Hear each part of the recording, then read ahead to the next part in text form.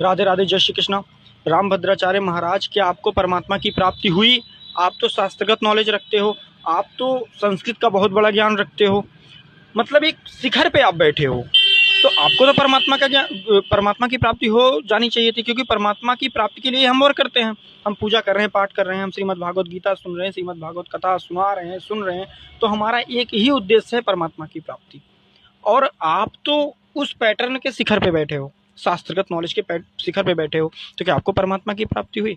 और अगर हुई है तो प्लीज़ बताइए कैसे हैं, और नहीं हुई है तो प्रभु श्री राम ने आपको 0 बटा सन्नाटा दिया है। क्यों? मैं आपको पूरा प्रूफ 3D से स्पिरिचुअल और शास्त्रिक तीनों बताऊंगा। मेरी वीडियो को ध्यान से सुनना, सिर्फ बस केवल बहुत नॉलेज मिलेगी आपको, और आगे बढ़ने का भी आपको रास्ता मिलेगा। देखिए, मार्कंडे 5 साल का अवस्था का बच्चा, उसको कौन सा शास्त्रिक ज्ञान था?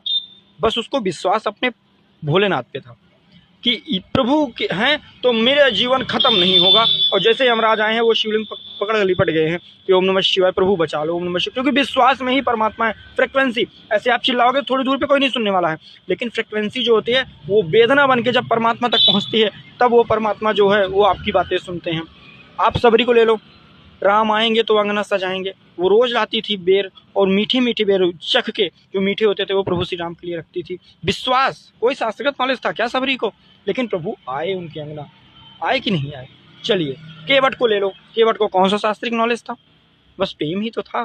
प्रभु बिना पैर पखारे नहीं चढ़ने देंगे आपको यहाँ नाव पे। कहीं ये भी अहिल्याबाई की तरह ये भी लड़की हो गई, हम कहाँ खिलाएंगे मालिक?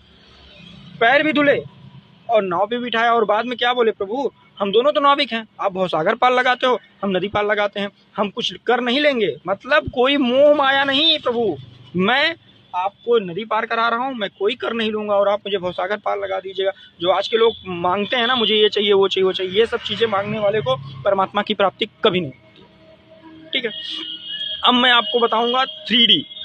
वकील साहब होते हैं ना, तो वकील साहब को कानून का सारा ज्ञान है।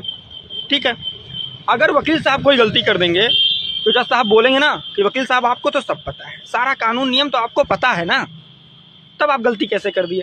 और कोई ऐसे आदमी आया, पढ़ा लिखा नहीं, उसने गलती कर दिया, तो जज साहब ये समझेंगे यार पता नहीं था इसको। ऐसे ही हमारा आध्यात्मिक और संत का सफर होता है।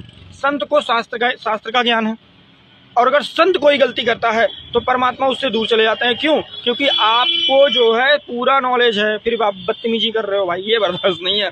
और संत जो भक्त होते हैं, क्योंकि शिव भक्तन का पकड़े हाथ और शिव संतन के सदा ही साथ, संत के साथ होते हैं और भक्त का हाथ पकड़े रहते हैं, इसका डिफरेंस समझो। क्यों?